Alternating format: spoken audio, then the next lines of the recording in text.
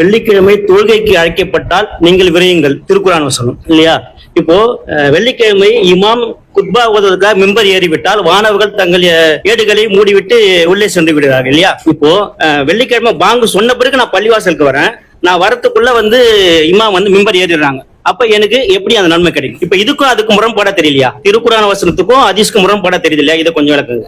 அதாவதுங்க, ஆண்கள் பகுதியிலிருந்து கேள்வி என்ன கேள்வின்னு சொன்னா, அல்லாஹ் ரப்புல் ஆலமீன் தன்னுடைய திருமறை குர்ஆன்ல சொல்றான், யா அய்யுஹல்லதீன ஆமனு, நம்பிக்கை கொண்ட மக்களே, இதா நூதிய லிஸ்ஸலாத்தி மின் யௌமில் ஜும்ஆ, ஜும்ஆவுடைய தினத்துல தொழுகைக்கு வாருங்கள் என்று அழைப்பு விடுக்கப்பட்டால், பாங்கு சொல்லப்பட்டால், ஃபஸ்அவ் இலா திக்ரில்லாஹ், நீங்க அல்லாஹ்வை நினைப்பதற்காக விரைந்து வாருங்கள், வதருல் பைஅ, வியாபாரத்தை விட்டு விட்டு வாருங்கள் என்று அல்லாஹ் சொல்லுகிறான். அப்ப நம்ம பாங்கு சொன்னா என்ன செஞ்சோம்? வியாபாரத்தை கடை அடைச்சிட்டு வந்துட்டு இருக்கோம். ஆனா ஹதீஸ்ல அல்லாஹ்வுடைய தூதர் சொல்றாங்க, மலக்குமார்கள் நன்மைக்கு வருபவர்களை, ஜும்மாவிற்கு விரைவாக வருபவர்களை அவங்க பேரை நோட் பண்ணுவாங்க. எது வரை நோட் பண்ணுவாங்களாம்?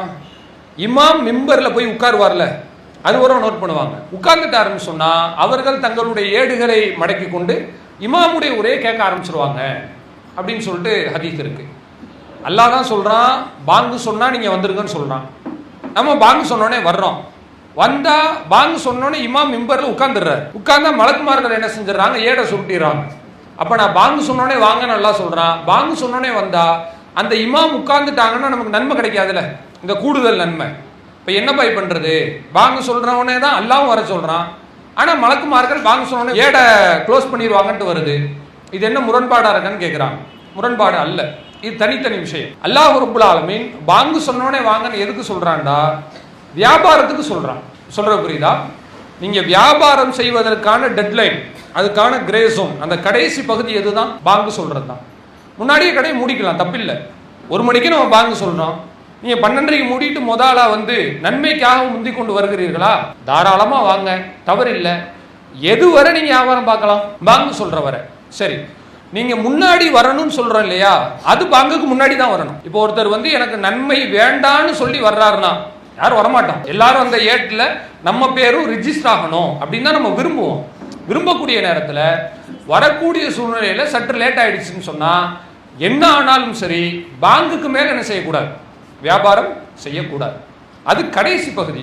எனவே பாங்கு சொன்னா வாங்கன்றது வியாபாரத்துக்காக சொல்லப்பட்டதானே ஒழிய நீங்க பாங்கு சொல்லும் போது தான் வரணும்னு அர்த்தம் கிடையாது. சொல்ற புரியுதா? கடைசியா அப்படி ஒரு சட்டத்தை எல்லாம் சொல்றான். முன்னாடியே கடை அடைச்சிட்டு வரலாம், வெள்ளிக்கிழமை லீவ் விட்டு கூட வரலாம், அது நம்முடைய விருப்பம். ஆனா இருப்பதிலேயே கடைசி பகுதி எது? பாங்கு சொல்வது. அதுக்கு மேல வியாபாரம் பார்க்க கூடாது, அதுதான் அதுக்கு அர்த்தம். ஒண்ணு.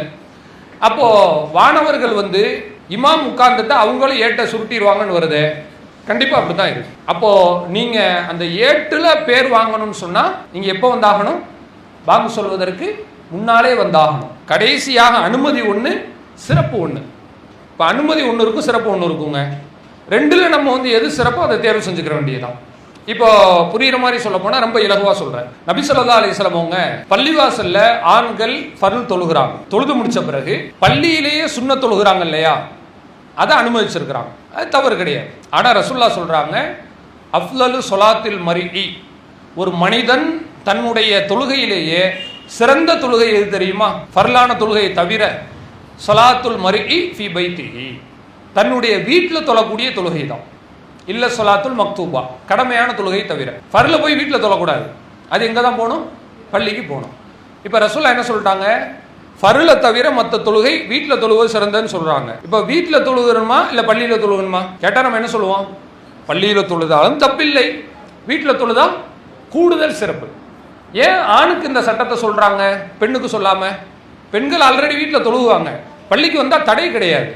ஆணுக்கு ஏன் வீட்டில் தொழுகிற சிறப்புன்னு சொல்றாங்க அப்படின்னா, பள்ளிவாசலோட அவர் தொழுகையை முடிச்சுட்டு வந்துடக்கூடாதுல்ல, பள்ளியிலையும் தொழணும், வீட்டில் வரும்போது அங்கேயும் தொழுகையினுடைய சிந்தனை இருக்கணும். இப்போ நம்ம என்ன செய்யக்கூடாதுன்னா, வீட்டில் தொழுகிற சிறந்தன்னு சொன்னதுக்காக பள்ளியில் ஒருத்தர் சுன்ன தொழுகிறார் இல்லையா, அவரை வீட்டில் போய் தொழுகுன்னு சொல்ல முடியாது. வித்தியாசத்தை புரிஞ்சுங்க. இது முரண்பாடு இல்லை, வேறுபாடு. அதாவது டிஃபரன்ஸ் வேறு, கான்ட்ரடிக்ஷன் வேறு. ஆங்கிலத்தில் சொல்வதாக இருந்தால் முரண்பாடு வேறு, வேறுபாடு வேறு. முரண்பாடுனா என்ன? பள்ளியில் தொழுங்க, வீட்டில் தொழாதீங்க அப்படின்னு சொன்னால் அது மாற்றமாக இருக்கு. பள்ளியிலையும் தொழுங்க, வீட்டில் தொழுகிற சிறப்புன்னு சொன்னால் இங்கே தொழுதா நன்மை, வீட்டில் தொழுதா கூடுதல் நன்மை. அது மாதிரி நீங்கள் பாங்கு சொல்கிறவரை வியாபாரம் பார்க்கலாம். பாங்குக்கு முன்னாடியே வந்துட்டீங்கன்னு வச்சுக்கோங்க, மலக்குமார்கள் அந்த ஏட்டில் உங்கள் பேரை வந்து ஏற்றிடுவாங்க. ஏன் பாங்கு சொன்னதோட நிப்பாட்டிட்டு வந்தீங்கன்னா பேர் ஏற்ற மாட்டாங்க. இந்த கூடுதல் குறைவு தான் இருக்கே ஒழிய இதில் எந்த விதமான முரண்பாடும் கிடையாது. உங்களுக்கு அந்த ஏட்டில் பேர் வேண்டும் என்று ஆசைப்பட்டீர்களே ஆனால் ரொம்ப நல்லது, முன்கூட்டியே வந்து விட வேண்டும். இதான் அதில் உள்ள வித்தியாசம். சரிங்களா? அல்லாஹு அக்பர், அல்லாஹு அக்பர்.